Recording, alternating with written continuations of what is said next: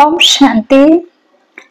29 अक्टूबर 2024 के ईश्वरीय महावाक्य हैं। आज की मधुर मुरली का सार है। मीठे बाबा ने कहा, मीठे बच्चे, आत्मा के विकारों का किचड़ा निकाल शुद्ध फूल बनो।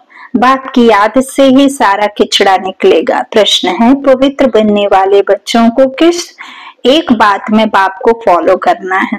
उत्तर, जैसे बाप परम पवित्र हैं, वह कभी अपवित्र किचड़े वालों के साथ मिक्सअप नहीं होता है। बहुत बहुत बोर्ड पवित्र हैं, ऐसे आप पवित्र बनने वाले बच्चे बाप को फॉलो करो। सी नो इविल। ओम शांति। बाप बैठ बच्चों को समझाते हैं तो यह दोनों बाप, एक को रूहानी, दूसरे को जिस्मानी बाप कहेंगे। शरीर तो दोनों का एक ही है, परमपिता का और ब्रह्मा बाबा का। तो बाबा कहते हैं दोनों का एक ही शरीर है। जैसे कि दोनों बाप समझाते हैं, कभी ब्रह्मा बाबा बोलते, कभी शिव बाबा बोलते।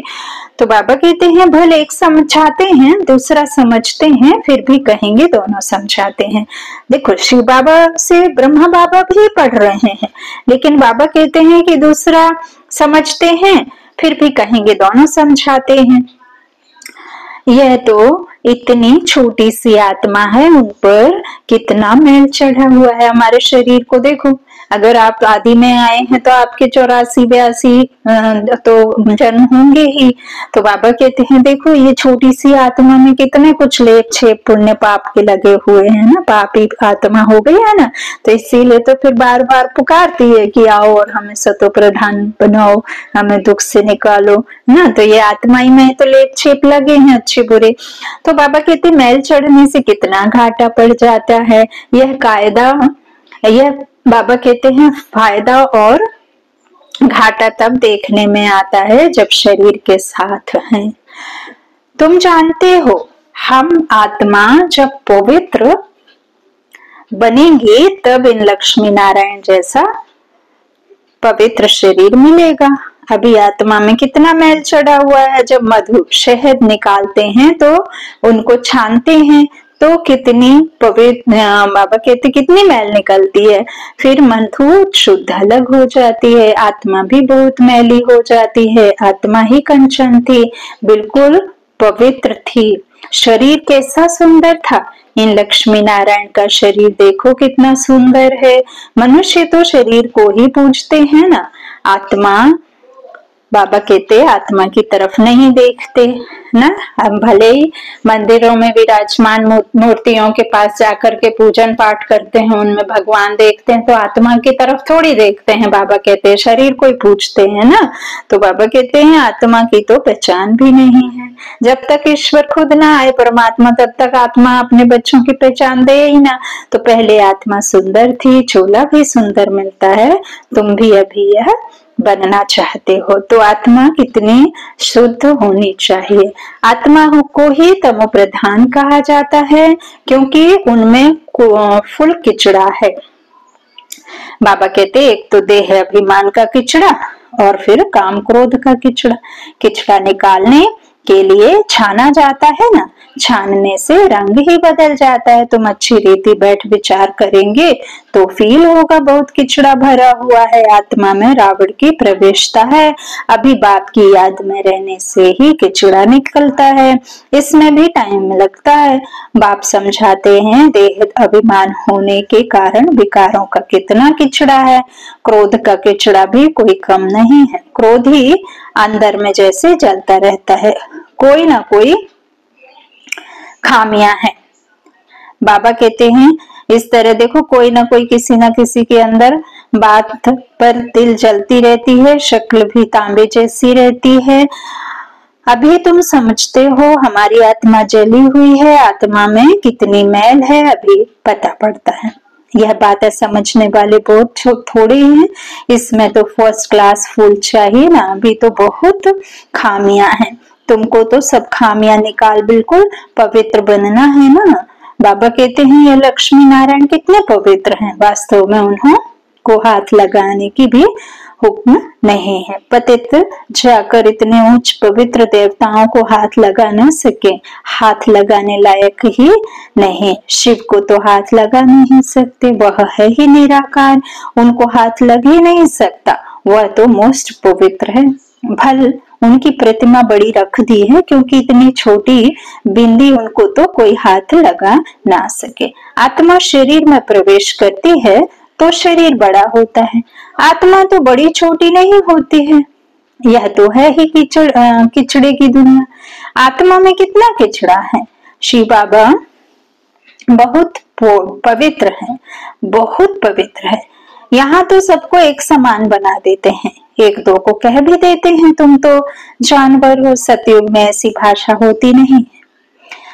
अभी तुम फील करते हो हमारी आत्मा में बड़ी मैल चढ़ी हुई है। आत्मा लायक ही नहीं है जो बाप को याद करे। नालायक समझ माया भी एकदम उनको हटा देती है। बाप कितना बोल पवित्र शुद्ध है, हम आत्माएं भी कैसे क्या बन जाती हैं। अब बाप समझाते हैं, तुमने मुझे बुलाया ही है आत्मा को शुद्ध बनाने के लिए। बहुत किचड़ा भरा हुआ है, बगीचे में कोई सब फर्स्ट क्लास फूल नहीं होते हैं, नंबरवार हैं। बाप बागवान है, आत्मा कितनी पवित्र बनती है, फिर कितनी मैली एकदम कांटा बन जाती है। आत्मा में ही देह अभिमान का काम क्रोध का किचड़ा भरता है। क्रोध भी मनुष्य में कितना है। तुम पवित्र बन जाएंगे तो फिर और कोई की शक्ल देखने की भी दिल नहीं होगी। सी नो इविल, अपवित्र को देखना ही नहीं है। आत्मा पवित्र नया चोला लेती है तो फिर किचड़ा देखती ही नहीं है। अब यहाँ किचड़ा की बात बाबा ने कोई नली नाले में पड़े हुए कचड़े की बात नहीं करी है। किचड़ा इन द सेंस की जैसे कोई सिनेमा हम गंदे कुछ भी देख लेते थे, न्यू मूवीज आती थी, कोई सीरियल कुछ भी ऐसे टाइम पास करते रहते थे, देखते रहते थे, तो उन सब से आपकी दिल उठ जाएगी, क्योंकि आपको वो सब चीजें अच्छी नहीं लगेंगी। उन सब से हमारी आत्मा में अशुद्धता ही भरती है, तो इसीलिए फिर वो सब हमारे से अपने आप ही हमारी इच्छा जो है खत्म हो जाएगी। तो पापा कहेंगे कि आत्मा पवित्र नया चोला लेती है तो फिर किचड़ा देखती ही नहीं, किचड़े की दुनिया ही खत्म हो जाती है। बाप समझाते हैं, तुम देह अभिमान में आकर कितना किचड़ा बन पड़े हो, पतित बन पड़े हो। बच्चे बुलाते भी हैं, बाबा हमारे में क्रोध का भूत है, बाबा हम आपके पास आए हैं पवित्र बनने। जानते हैं, हाँ बाबा कहते हैं क्योंकि पतित बन पड़े हो। बच्चे बुलाते भी हैं, बाबा हमारे में क्रोध का भूत है। तो बाप तो है ही एवर प्योर। ऐसे हाईएस्ट अथॉरिटी को सर्वव्यापी कहकर कितना डिफेम करते हैं। अपने पर भी बड़ी नफरत आती है। हम क्या थे फिर क्या से क्या बन जाते हैं। यह बातें तुम बच्चे ही समझते हो, और कोई भी सत्संग व यूनिवर्सिटी आदि में कहाँ भी ऐसी एम ऑब्जेक्ट कोई समझा ना सके। अभी तुम बच्चे जानते हो हमारी आत्मा में कैसे किचड़ा भरता गया है। 2 कला कम हुई, फिर 4 कला कम हुई, किचड़ा भरता गया। इसलिए कहा ही जाता है तमो प्रधान। कोई लोभ में कोई मोह में जल मरते हैं, इस अवस्था में ही जल जल कर मर जाना है।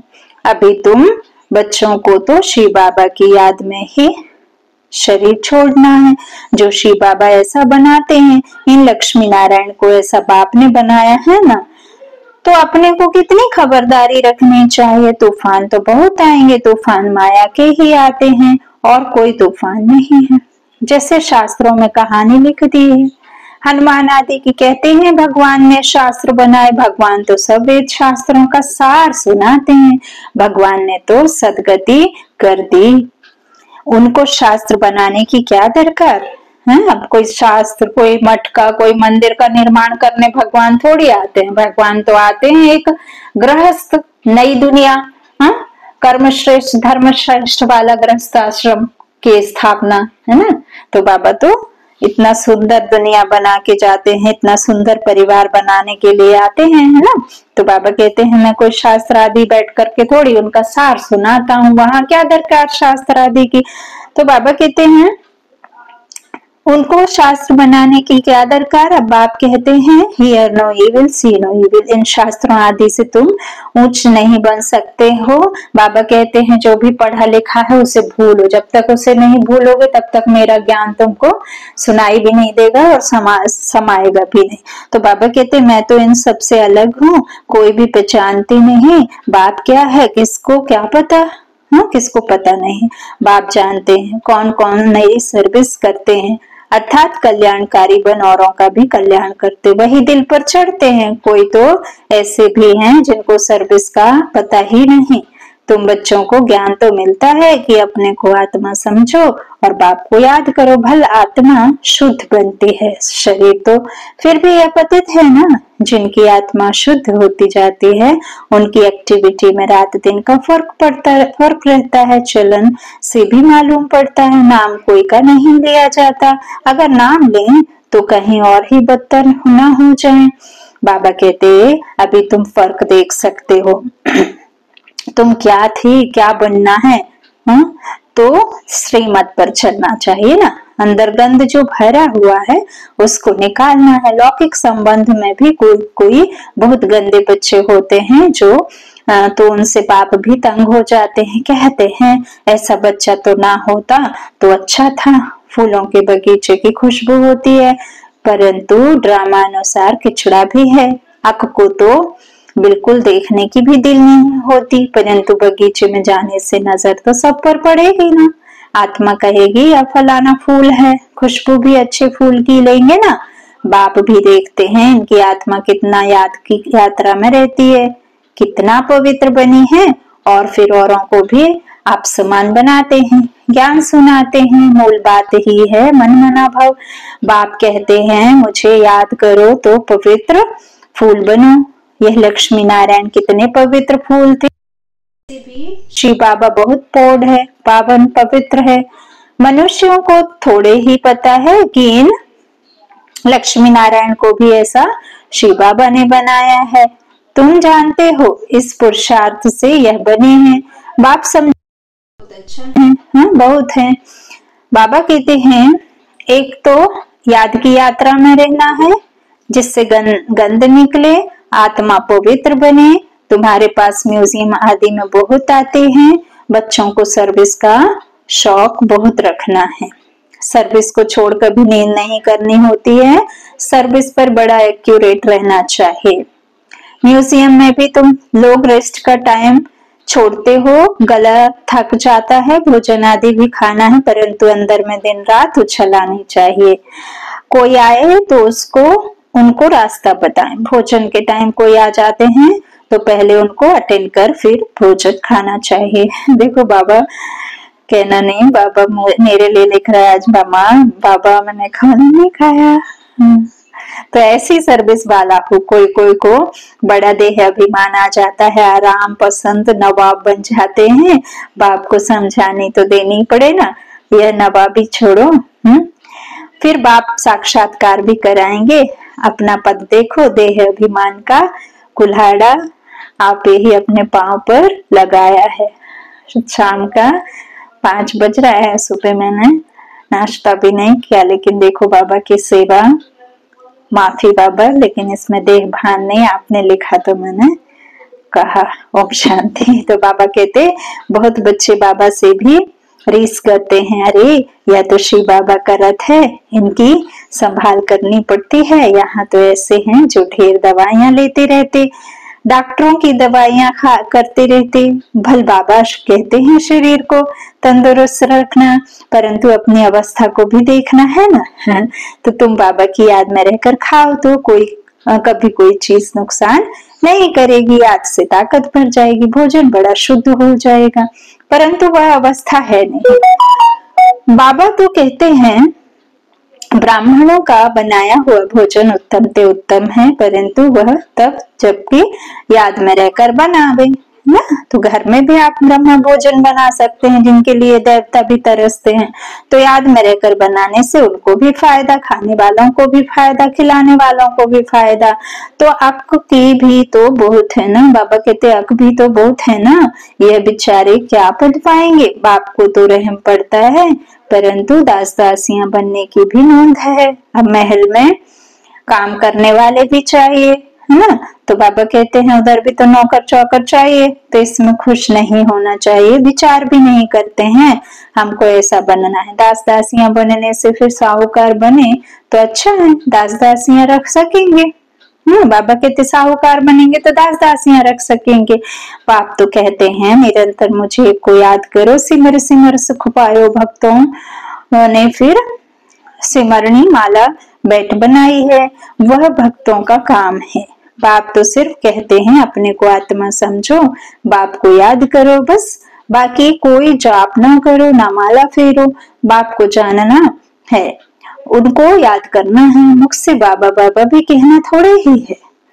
बाबा कहते हैं तुम जानते हो क्या करना है, मुख से बाबा बाबा भी कहना थोड़े ही है।